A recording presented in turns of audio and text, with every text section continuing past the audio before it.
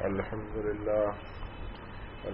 لله نستعينه ونستغفره ونؤمن به ونتوكل عليك ونثني عليك الخير نحمد ونصلي على رسول الكريم اعوذ بالله من الشيطان الرجيم بسم الله الرحمن الرحيم۔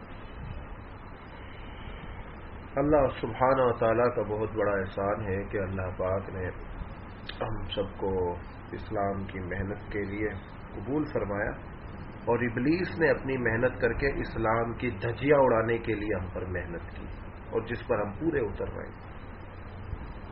اللہ نے تو دین کی محنت کے لیے قبول فرمایا تھا اور ابلیس نے اسی دین کا حلیہ بگاڑنے کے لیے محنت کی اور ہم اس محنت پر لبیک کہتے ہوئے چل بسے۔ بروز قیامت جب ابلیس کو لوگ قصوروار ٹھہرائیں گے تو ایک فریق طبقہ اٹھ کر کہے گا کہ اللہ ہمارا کیا قصور، ہمیں تو ابلیس نے بہکایا تھا، ہم تو سیدھا نماز کی طرف جا رہے تھے، ہم تو کلاس اپنی لینے جا رہے تھے، ہم تو فلاں اسکول یا کالج اور یونیورسٹیز اور مدارس میں پڑھنے جا رہے تھے اور ابلیس نے ہم سے گناہ کروائے تھے۔ تو ابلیس اس کی طرف مڑ کے دیکھے گا اور کہے گا چلو ٹھیک ہے، میں نے کروائے تھے، یہ بتاؤ میں نے تمہارا ہاتھ پکڑ کے کروائے تھے یا دعوت دی تھی؟ تو سب یک آواز کہیں گے کہ دعوت ہی دی تھی بھائی، ایک تو نے وسوسہ دیا تھا، میں ایک دعوت دی تھی۔ کہے گا اچھا تم تک تمہارے نبی کی دعوت پہنچی تھی؟ کہاں تو پھر تعین تم نے کیا نا کہ نبی کی دعوت کو قبول کی جائے یا ابلیس کی دعوت کو، تو تم نے میری دعوت کو قبول کیا۔ حدیث شریف میں آتا ہے جس کا مفہوم ہے کہ جو چھوٹوں پہ شفقت بڑوں کی عزت علماء کرام کی قدر نہیں کرتا وہ ہماری امت میں سے نہیں۔ بڑوں پہ لازم ہے چھوٹوں پر شفقت، چھوٹوں پر لازم ہے بڑوں کی عزت، دونوں پر لازم ہے علماء کرام کی قدر۔ بظاہر کسی کے پاس علم زیادہ ہونے سے وہ عالم یا مفتی نہیں بنتا، عالم یا مفتی نہیں بنتا علم کا زیادتی ہونے سے یا علم کے زیاد ہونے سے۔ مفتی عالم کا ایک نصاب ہے اور مفتی عالم اللہ کی نبی کی حدیث کے مطابق کیا ہے جس کا مفہوم ہے کہ عرض کیا یا رسول اللہ سب سے بڑا عالم بننا چاہتا ہوں، سب سے بڑا عالم بننا چاہتا ہوں۔ فرمایا تقوی اختیار کرو عالم ہو جاؤ گے، اور تقوی اللہ سے ڈر ہے، اللہ سے شرم حیا ہے، اللہ کے سامنے عاجزی سے رہنا ہے۔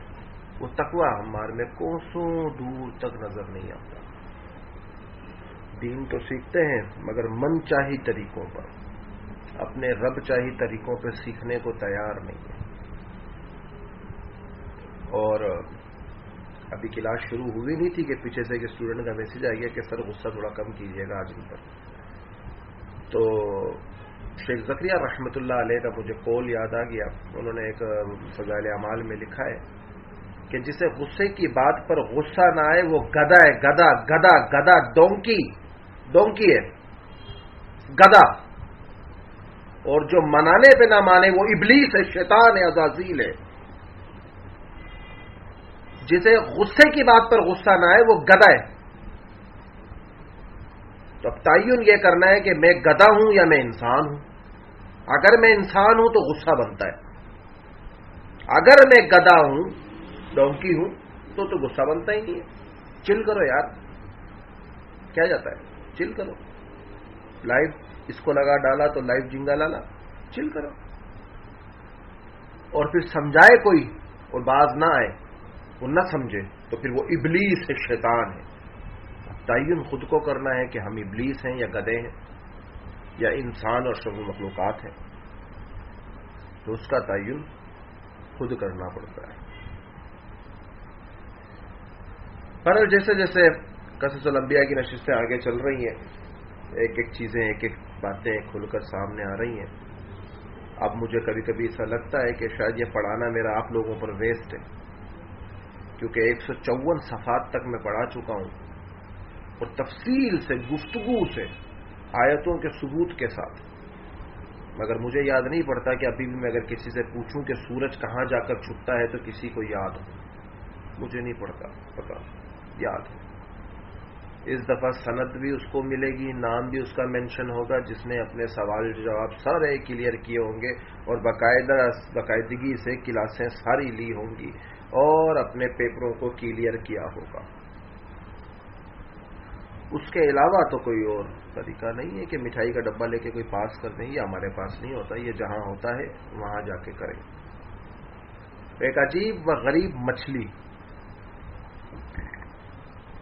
تقریباً ہم تمام ٹاپکس پر پڑھ چکے ہیں، آسمان، فرشتے، جنات، انسان، چرند پرند، آسمان کے سورج، چاند، ستارے، کہکشائیں، عرش کو اٹھانے والے فرشتے، عرش، کرسی کو اٹھانے والے فرشتے، کرسی، 4 مقرب فرشتے، بڑے فرشتے، بادلوں کے فرشتے، بادلوں کی گرج، بادلوں کی تسبیح، بادلوں کی مسکراہٹ، سمندر کی گہرائیاں، مچھلیاں، عجیب مخلوقات، اس بڑی مخلوق کو دیکھنے کا حضرت سلیمان کا وہ نیت کہ میں دیکھنا چاہتا ہوں جس پہ زمین آسمان قائم ہے، تمام ان شعبات پر جن سے تخلیق کائنات وجود میں آئی اور اللہ نے جسے وجود دیا، ہم اس پر بات کر چکے ہیں۔ اور مجھے یاد نہیں لگتا آپ لوگوں کی علمی استعداد اور صلاحیت کو اتنا ہائی لیول دیکھ کر کے آپ کو ایک بھی حدیث یاد ہو۔ چلو آپ لوگوں کی اپنی قبر ہے، آپ جانو، آپ کے کرام الکاتبین جانے یا منکر نکیر جانے۔ ایک عجیب و غریب مچھلی حدیث جس کا مفہوم ہے، حضرت عبداللہ بن عمر رضی اللہ تعالیٰ عنہ، حضرت ابو زبیر اور حضرت جابر رضی اللہ تعالیٰ عنہ فرماتے ہیں کہ ہم نے حضرت صلی اللہ علیہ وسلم کے ساتھ ایک فوجی دستے میں شامل تھے، جبکہ ہمارے پاس سفر خرچ نہ رہا تھا، بس ہم ساحل سمندر پر آئے تو سمندر کی بہت بڑی مچھلی کی مثل ایک جانور ساحل پر پھینک دیا، جسے ہم نے استعمال کرنے کی توقع کی تو مسئلہ پوچھا تو حضرت عبیدہ رضی اللہ تعالیٰ عنہ نے فرمایا یہ رزق ہے جو آپ حضرات کو اللہ جل شانہ نے عطا فرمایا ہے، یعنی سمندر نے ایک بہت بڑی مچھلی نکال کر لا کر ساحل پر پھینک دی، بڑا مچھلی کی مثل جانور پھینک دیا، کہا کہ یہ اللہ کی طرف سے آپ کا اکرام ہے، تم اس کو کھاؤ۔ تو ہم نے اس کو اتنا کھایا کہ موٹے تازے ہو گئے۔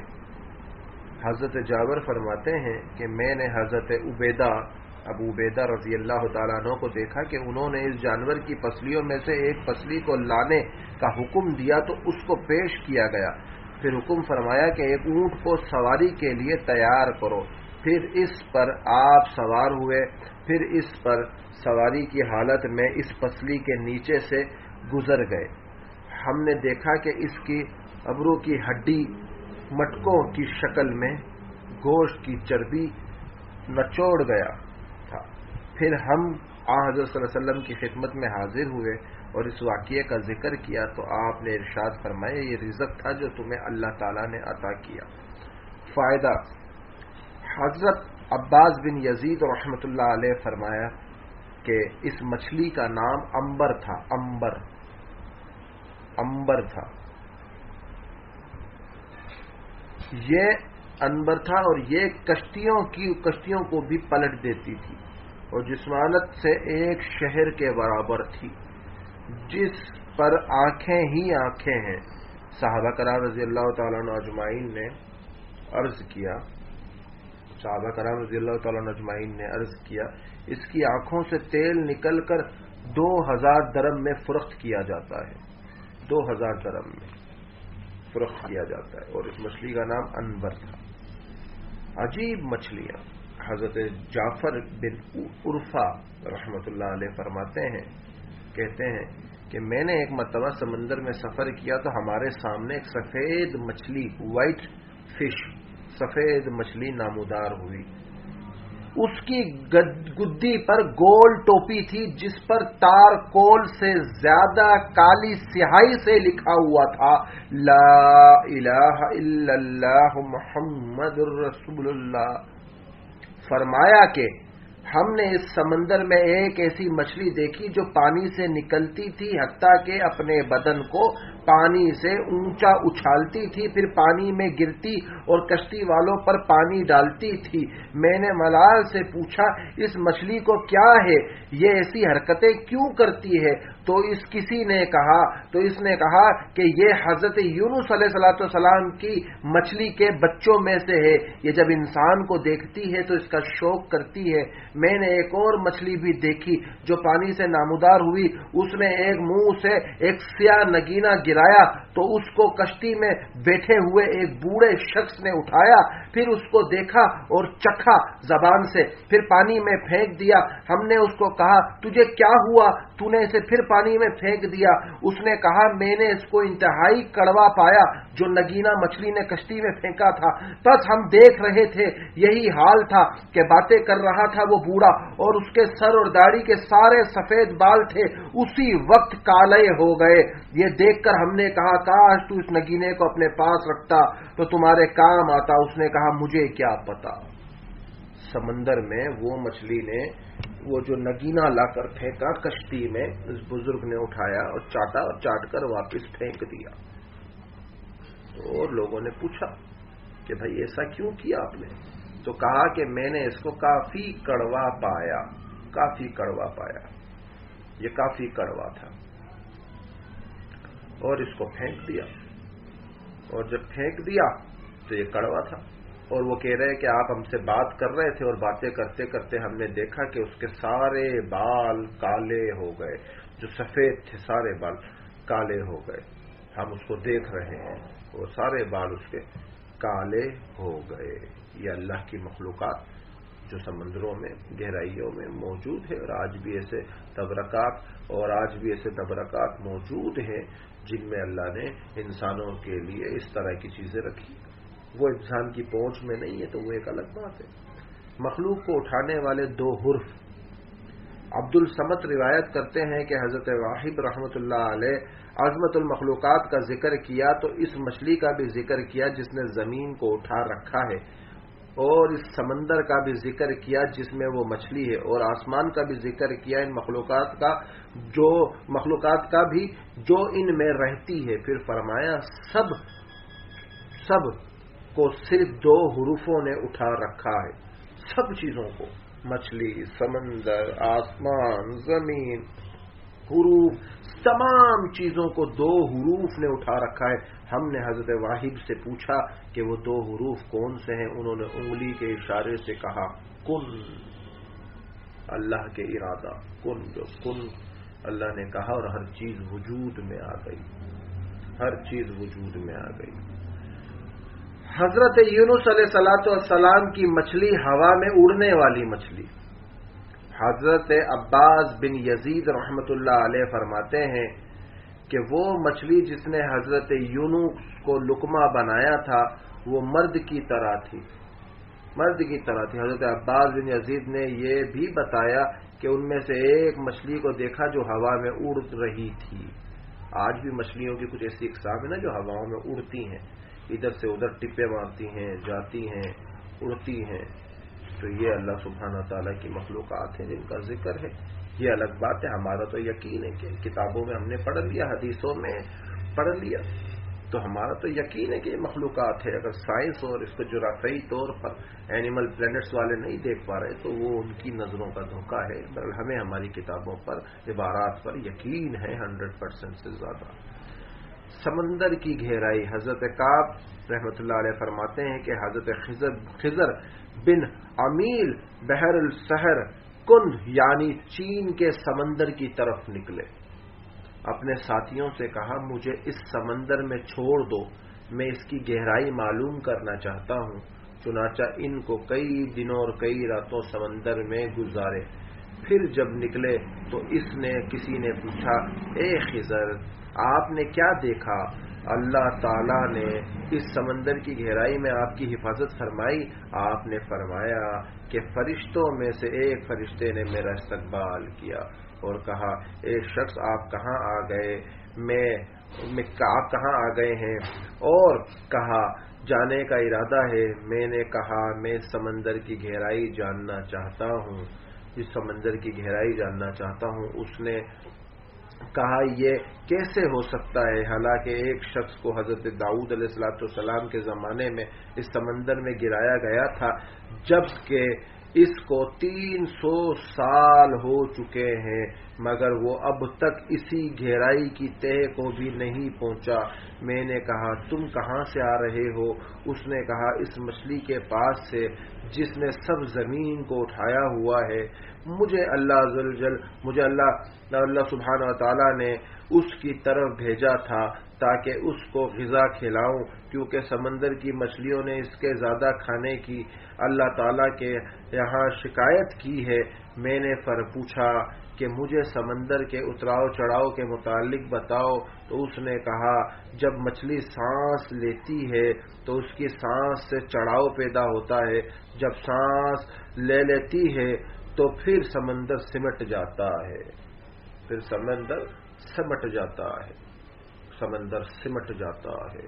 اتنا بڑا سمندر، اللہ کی مخلوقات جس پہ تمام زمین آسمان، جو صلی اللہ علیہ وسلم کا قصہ عرض نہیں کیا تھا کہ اس نے مچھلی نے اپنی کمر نکالنا شروع کی اور بنا وقفے کے 3 مہینے تک نکالتی رہی، تھکاوٹ سے کیے اٹھے اللہ، سر اور پیر، ابھی تو وقت نہیں آیا کہ اس کا سر اور پیر آئے۔ سمندر کا پھیلنا اور سمٹنا، حضرت ابن عباس رضی اللہ تعالیٰ عنہ سے سمندر کے پھیلنے اور پیچھے ہٹنے کے بارے میں سوال کیا گیا تو آپ نے فرمایا ایک فرشتے بڑے گہرے سمندر پہ متعین ہے، پس جب وہ سمندر پر اپنا پاؤں رکھتا ہے تو سمندر ابل جاتا ہے اور جب اٹھا لیتا ہے تو سمندر سمٹ جاتا ہے۔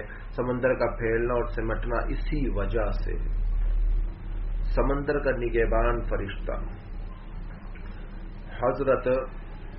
حضرت عبداللہ بن عمر رضی اللہ تعالیٰ عنہ فرماتے ہیں کہ یہ بات پہنچی ہے کہ سمندر ایک فرشتے کی گرفت میں ہے، اگر وہ اس سے غافل ہو جائے تو سمندر اس کی گرفت سے آزاد ہو جائے گا اور اس کی موجیں زمین پر ٹوٹ پڑیں گی۔ کبھی کبھی تھوڑی سی اجازت دیتا ہے نا سمندر کو فرشتہ کہ جا بھائی تھوڑا سا انڈونیشیا کو تباہ کرنا ہے، جاپان کو تباہ کرنا ہے، پاکستان میں سیلاب لانا ہے، کراچی کے ساحل پر ٹکرانا ہے، بحر الہند پہ ٹکرانا ہے، بحر العرب پہ ٹکرانا ہے، بحر الکائل پر ٹکرانا ہے، اوقیانوس پر ٹکرانا ہے، مجمن جنوبی اور شمالی پر ٹکرانا ہے، بلیک سی پر ٹکرانا ہے، پھر پوری دنیا دیکھتی ہے کہ سیلاب کی شدت کیا ہوتی ہے۔ تھوڑی سی اجازت ملتی ہے، تھوڑی سی، اور جب پوری اجازت دے دی جائے ایک ہی جھٹکا بس کافی ہے کائنات کو تہس نہس کرنے کے لیے۔ 7 سمندر پانی کے اور 7 سمندر آگ کے ہیں۔ حضرت عبداللہ بن عمر رضی اللہ تعالیٰ عنہ نے فرمایا کہ تمہارے اس سمندر کے نیچے آگ کا سمندر ہے اور اس آگ کے سمندر کے نیچے ایک پانی کا سمندر، پھر اس پانی کے سمندر کے نیچے آگ کا سمندر، حتیٰ کہ انہوں نے 7 آگ اور 7 پانی کے سمندر شمار کیے۔ بظاہر تو انسان کہتا ہے جی ہمیں نظر نہیں آتا، نظر تو ہمیں آپ علیہ الصلوۃ والسلام بھی نہیں ہے، ہم سن کر ایمان لائے، ایک ایک ارشاد پہ لاکھوں گنا ایمان لائے۔ اللہ سبحانہ و تعالی کی توحید، بڑائی، وجود پر ایسے ایمان رکھا ہے کہ دنیا ہمارے آنکھوں کے سامنے کچھ بھی کر دے، ہمارا ایمان انشاءاللہ رائی کے دانے کی برابر بھی ٹس مس نہیں ہو سکتا۔ تو اللہ کی بنائی ہوئی مخلوقات پر بھی ہمارا ایمان ہے، ہمارا عقیدہ ہے کہ اللہ نے ایسی بڑی بڑی مخلوقات بنائی ہیں۔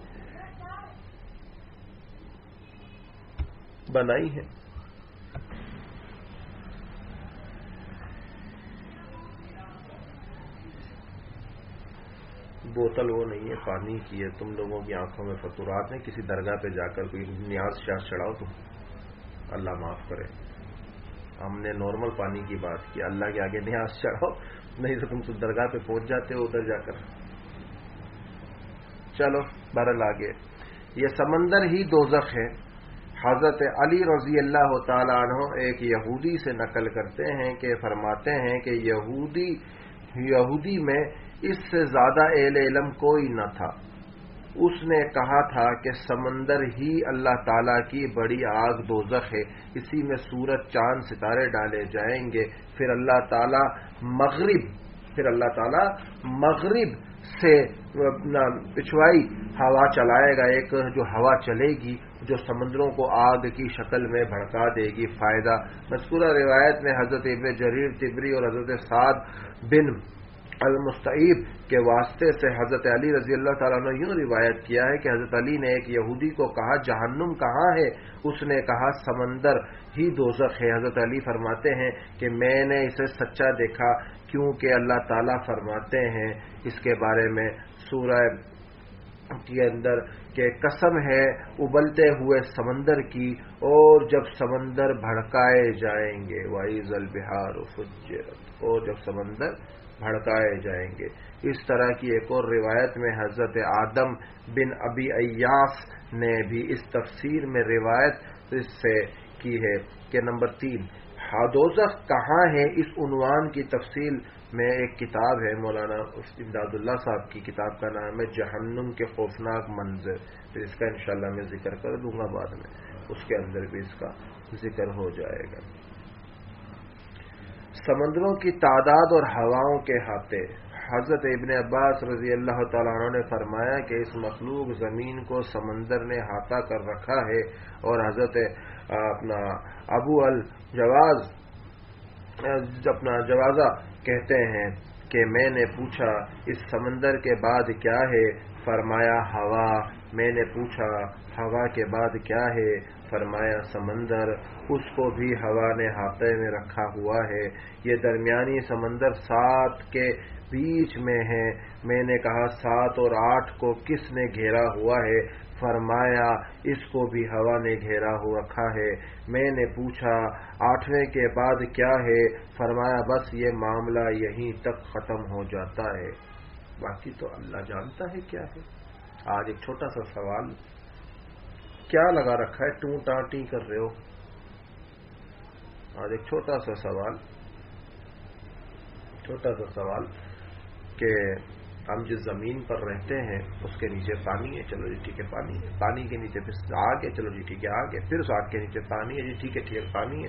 ये सातों को हमने मान लिया, 7 पानी 7 आग, तो उसके बाद ये जमीन किस पर है? तो अगर देखें तो ये गोला हवा यानी कि खला के अंदर है, और ऐसी हवा जिससे कोई पैदावार नहीं होती, कोई पैदावार नहीं होती, और ये बाकायदा तौर पर उधर से लटका हुआ है खला के अंदर। तो इतने से गोले में हम रहते हैं और इतने सारे इंसान रहते हैं, तो वो अल्लाह सुब्हाना ताला ने जो इतनी बड़ी मखलूकात को बनाया है, वो चाहे तो एक ही लुकमे में हमारे वजूद को मिटा दे, एक ही लुकमे में। हज़रत मूसा अलैहिस्सलाम ने एक जगह अर्ज किया था ना, जिसका अल्लाह ताला खुशी माफ फरमाए, मफ़हूम है कि ए अल्लाह, तमाम आलम के इंसान मिलकर तेरी नाफरमानी करें, तब तू क्या करेगा? ए मूसा, तब मैं इन पर एक ऐसा जानवर मुसल्लत कर दूंगा, सातों जमीन आसमान को एक ही लुकमे में खा जाएगा। ए अल्लाह, वो जानवर किधर है? ए मूसा, हमारी चिरागाहों में चल रहे हैं। ए अल्लाह, चिरागाहें किधर हैं? ए मूसा, हमारे इल्म के अंदर हम ही जानते हैं, हमारे सिवा कोई नहीं जानता। हम जानते दरिया नील जन्नत से निकलता है।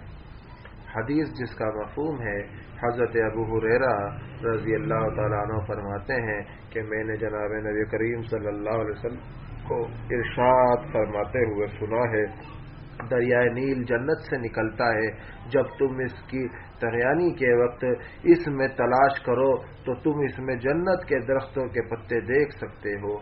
मौलाना तकी उस्मानी साहब लिखते हैं, ये तारीखी दरिया कौमों के उरूज व ज़वाल की न जाने कितनी दास्तानें अपनी लहरों में छुपाए हुए हजारों साल से इसी तरह बह रहा है।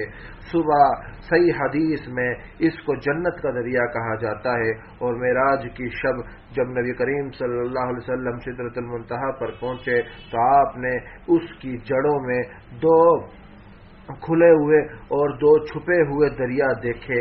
حضرت جبرائیل نے آپ کے سوال پر بتایا کہ یہ کھلے ہوئے دریائے نیل اور فرات ہیں، اور سیون، سجون، فرات، نیل جنت کے دریا ہیں۔ ان دریاؤں کے جنت کے دریا ہیں ہونے کا کیا مطلب ہے؟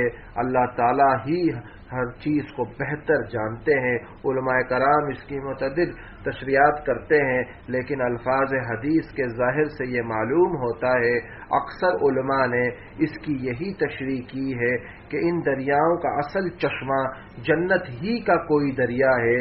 رہی یہ بات کہ جنت کے دریاؤں کے رابطوں کی صورت کیا ہے، یہ نہ کوئی جانتا ہے، نہ اسے حدیث میں بیان کیا گیا ہے، اور نہ اس کی تحقیق میں پڑھنے کی کوئی ضرورت ہے۔ کہتے ہیں نا کھجی جنت کا پھل ہے۔ اب کھجی دنیا میں ڈھونڈنے لگ جاؤ، کون سی کھجی جی؟ پاکستان کی، جاپان کی، سعودیہ کی، انڈونیشیا کی، انڈیا کی، کہاں کی؟ بھئی کھجی جنت کا پھل ہے، کھلا کا پھل ہے، جنت کا پھل ہے، اللہ نے بنایا اسے۔ ہر چیز کو اللہ نے بنایا، پر یہ جنت کا پھل ہے۔ انجیر جنت کا پھل ہے، زیتون جنت کا۔ تو اسی طرح سے جہاں سے جو دریا نکلتے ہیں وہ جنت ہیں، جو چشمے نکلتے ہیں ان چشموں سے کہیں نہ کہیں اس کو وجود ملا، اور کہیں نہ کہیں وجود مل کر آخر میں آ کر یہ چیزیں یہاں ہو گئی۔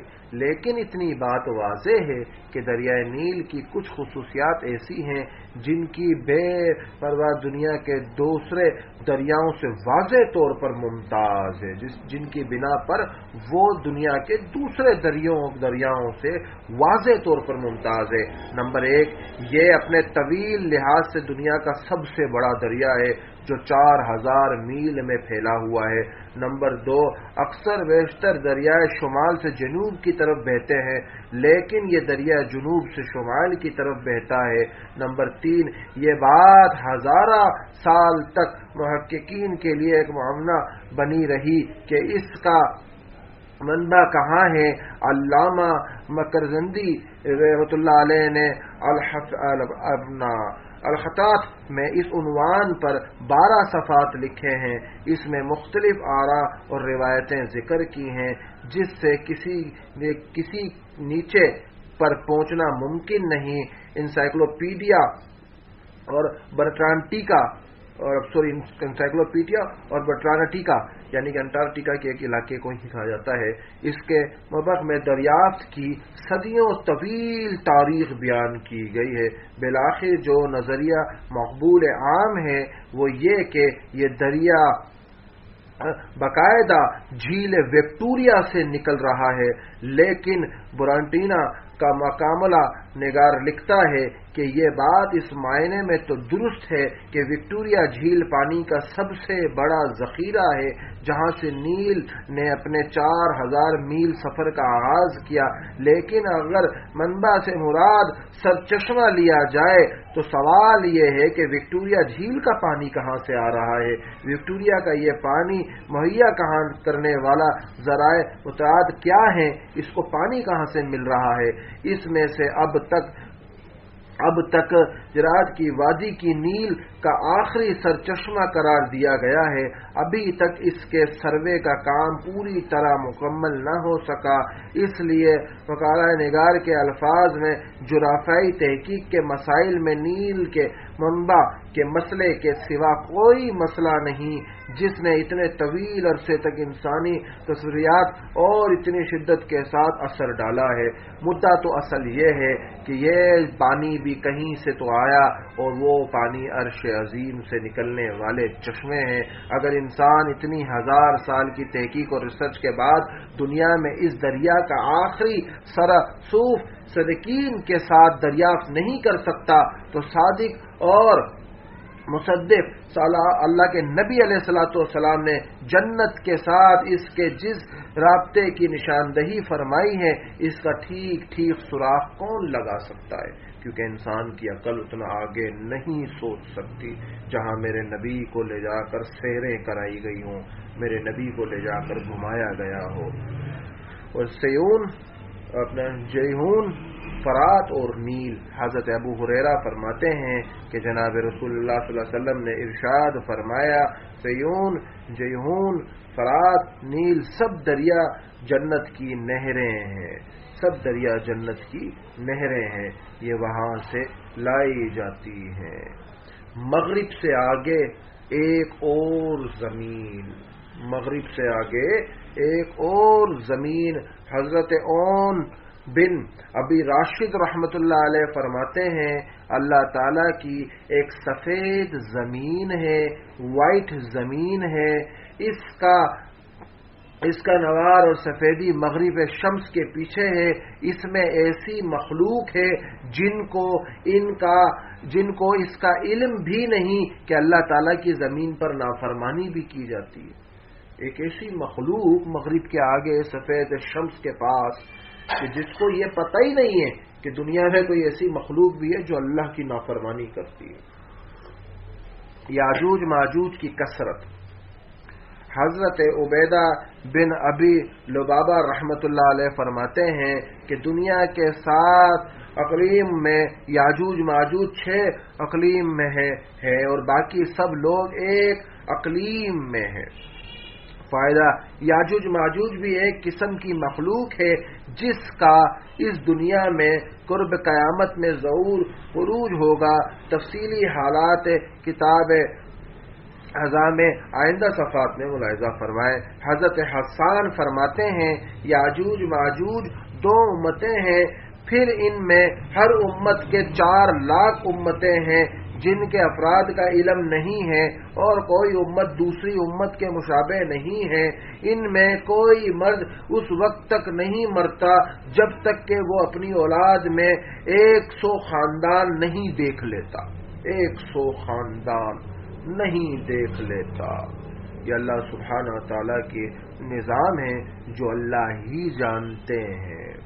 حضرت مغیث بن امرات فرماتے ہیں کہ زمین کی 3 قسمیں ہیں، تائی میں تو نباتات اور بائے نسیم ہے اور نہائی میں سمندر اور ایک تھائی چٹیل میدان ہے، تو اس میں سے کوئی نبات اور نہ ہی باد نسیم اور مخلوق کی بھی 3 اقسام ہیں، ایک تائی مچھلی ہے، ایک تائی چونٹیاں اور ایک تائی باقی مخلوقات ہیں۔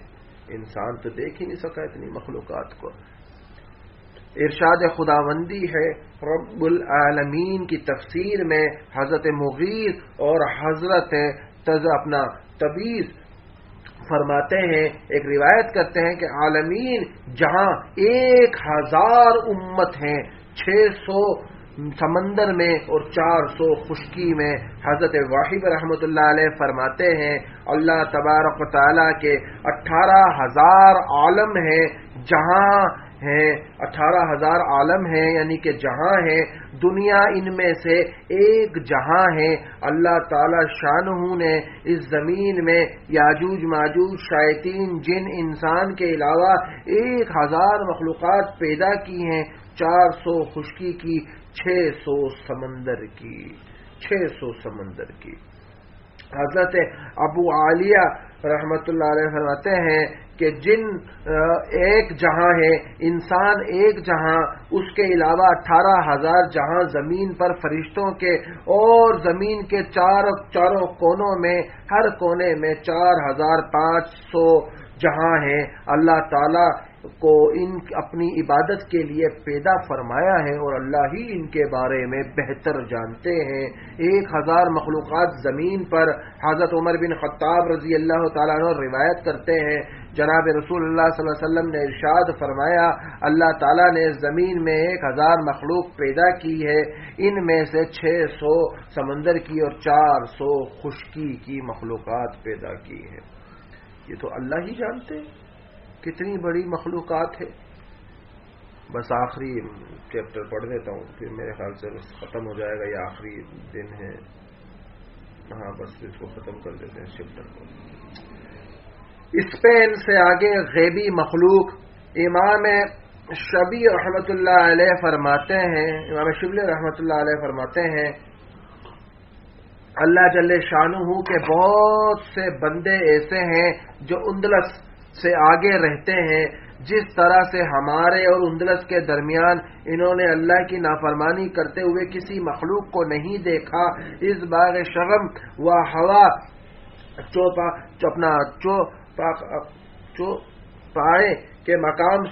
پخانے کے مقام سے نکلتی ہے، جو ہوا ان کی جو پخانے کے مقام سے نکلتی ہے اور دریات یاقوت بن جاتی ہے، ان کے پہاڑ سونے چاندی کے ہیں، تو یہی کھیتی کرتے ہیں اور نہ کہ شکاکاری اور نہ ہی کوئی محنت مزدوری۔ ان کے دروازوں کے سامنے ایک درخت ہوتا ہے جس کا پھل ان کا تمام بنتا ہے، اس سے اپنے پتے کو لباس بناتے ہیں۔